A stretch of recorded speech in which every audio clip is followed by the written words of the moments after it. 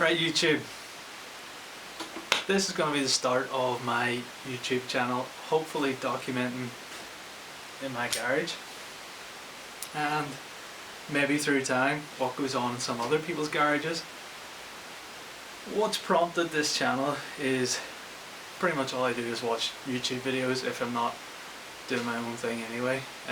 No TV, just pretty much solid YouTube. And I get a lot of inspiration from what other people are doing. So yeah, I just thought maybe some people would like to see what I'm up to. Doing car projects, needing to buy parts, second-hand parts, different engines. You end up bumping into some pretty cool people that you might not see their cars at car shows. You definitely don't see them online. But there's people building some seriously cool stuff in their sheds, like small single garages, all around the country. Like we're in Northern Ireland, pretty good car scene, but not a massive car scene compared to the rest of the world. But people are building insane creations that you never get to see, and hopefully through time, if this takes off, people will let me see their stuff, find out why they built it, what their inspiration was, and the evolution of it.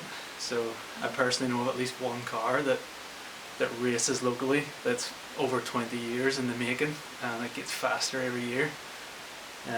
So yeah, hopefully we can get a bit of that on the channel and my own stuff. So at the minute the intention is to race in the hill climbs and sprints in 2021. I did do a couple back in 2011 in a Mazda MX-5, but life got in the way, buying a house, sick parents, all that kind of stuff. So I knocked it in the head, bought a Chevy Camaro, started drag racing it, which I loved, was really good fun. But the scene kind of dried up for it. What we have, probably a couple of months ago, is like a Lotus 7 style kit car. It seemed like a pretty good deal, but obviously if something's cheap, it's always going to need a bit of work, which I don't mind. I bought it knowing that I would need to tidy it up and make it my own. However, 5 minutes after picking it up, it just slowly died, like a fuel starvation kind of, just slowly died and wouldn't turn over again. Tried putting a socket onto the crank and it was done up tight. So didn't waste any time, got it trailered home. Had an engine before the end of that week. It was supposed to be a 2-litre Zetec in the car. I bought another 2-litre Zetec of a really cool character with lots of really cool projects. Got it home and started to turn it apart to put it all in. So that was probably 2 months ago now. We've got everything back together now. As the car sits, it's kind of ready to test and get a test drive on.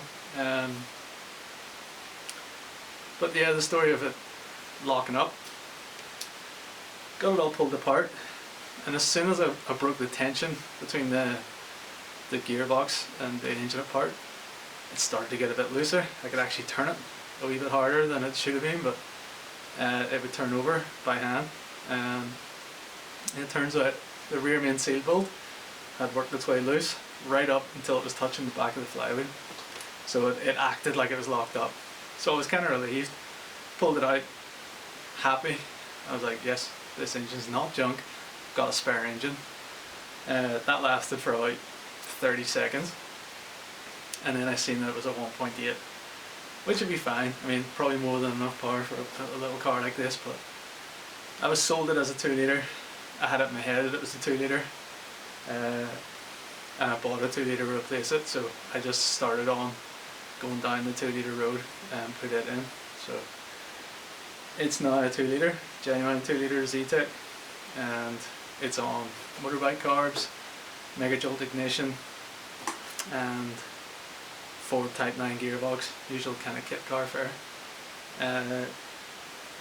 that's pretty much where it's at now. So the engine wasn't junk, just a loose bolt had made it seem like it was destroyed. It's sitting on the engine stand now, and I'm actually giving it away to someone else who's going to do something pretty cool with it. I hope you'll probably get to see some of that as well. So I guess what I'll do now is give you a look around the car, let you see what it is like currently. It's not perfect. As I said, it's kind of at that point where I want to get a good test drive on it, make sure it holds its temperature, make sure fueling's fine, make sure nothing falls off it, all that kind of stuff. But it is bolted together pretty good. I had to change quite a few things when I started into looking at, once the engine was out and I started to see more bits that were done. The steering column wasn't safe, so it's been completely redone. Brakes were pretty good, they're all new all around. But mostly steering column, the way the seats are mounted aren't perfect, so that's a job we're going to have to tackle. I'm just not happy with how safe they would be. And currently it has a fairly basic roll hoop, and it's made out of fairly small material. So I have some 1 3/4 CDS tube it's already here. So once it's test driven, it'll be getting a new cage built, full cage, well, as full as you can put on a kit car like this. And yeah, address the seats, and then just generally shake it down, make sure steering geometry is in the right place, the brakes are working the way I'm expecting them to, get the seat in position correct, because currently I could do with being about a foot taller to make it work. So all that's left to do is give you a look around, see what it's like at the minute. Paint's not perfect, it's got a lot of little fish eyes in it. Not too fussed on the colour either, so toying with the idea of painting it, wrapping it, maybe get some graphics on it, make it look pretty cool, because although it's road legal and it's going to be in a road going class at the hill climbs, I'd like it to look fairly racy. It's not going to see a lot of road miles. Anytime it'll be on the road, it'll really just be testing, making sure everything's working. So yeah, I'll give you a look around it, let you see what we're dealing with.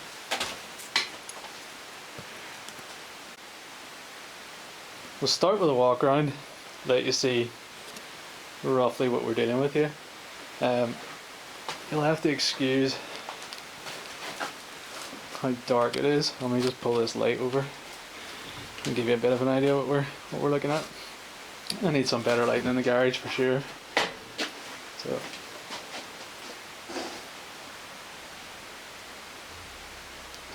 it is registered as a Triton TZ. This, from my research, seems to be a company that operated out of England in the early 2000s, and they kind of made fully assembled kits, I think. So it's got a couple of fiberglass bucket seats, 4-point harnesses. It's still a bit dirty. I've been drilling and cutting and putting loads of bits and pieces, changing parts. So got the OMP oil on it. You might not be able to see it, but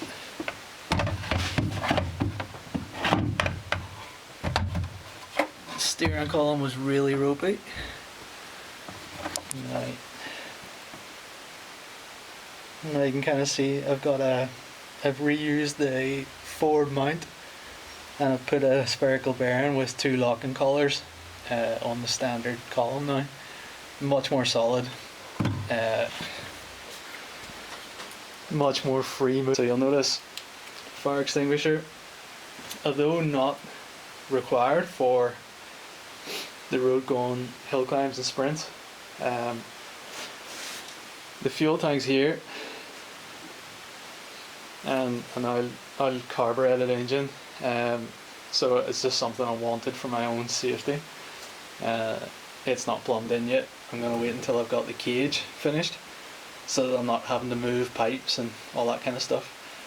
but it has two nozzles, one for the engine bay, one for the passenger compartment, but I'm half tempted to use the passenger compartment nozzles for in around the fuel tank. If anyone has any comments as to why I should or shouldn't do that, I'd like to hear your forwards and against, if you can. For the AEM air fuel ratio meter. Now the wiring up onto the dash is a bit of a rat's nest. It's got the original Ford Sierra indicators and lights. I've kind of just cable tied them up out of the way, but I will make something to make that a bit more permanent. It's just not at the top of the list.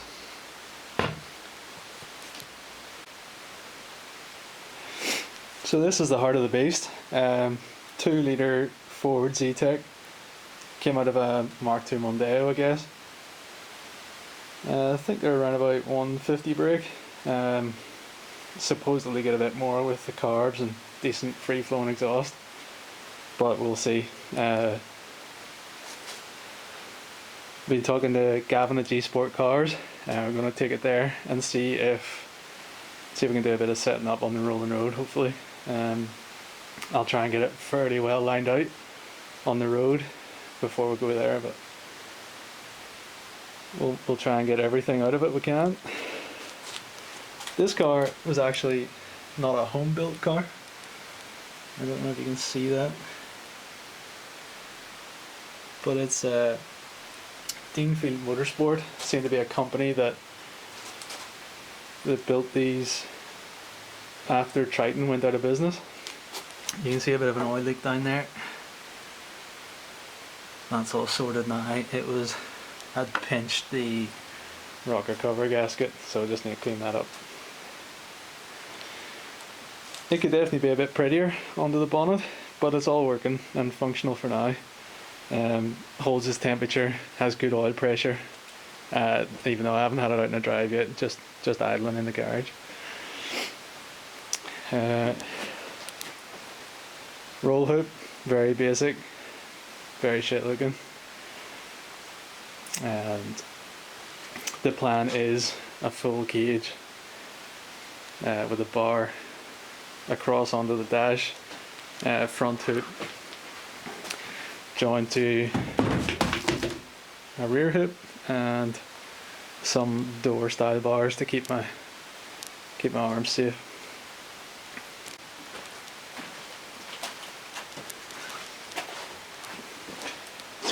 The car has adjustable gas coilovers all around, drilled and grooved, or just drilled solid discs. I guess they're like a Cortina style setup. Not sure what pads are in it, but the brakes do feel fairly sharp, so we'll see how we get on with them. If not, I'm fairly big fan of the Mintex 1144s, so if they're not up to scratch, we'll end up with a set of those in.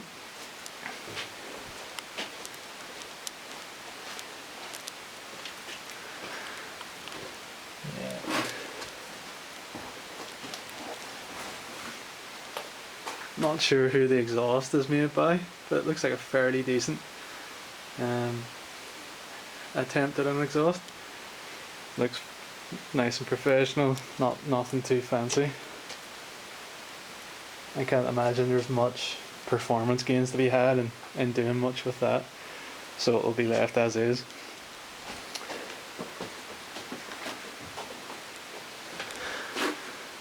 Wheels, not really to my taste. They're like Fox Racing 14-inch wheels. I'd like to get some 13s on it at some point. And they've got Yokohama AO48Rs all around. Rear axle is a Ford English axle, so out of like a early Escort, and it has had a Quaife ATB fitted, which I've been told I probably shouldn't have fitted and should have went with a plated one, but too late now. We've fitted it, we'll see how I get on.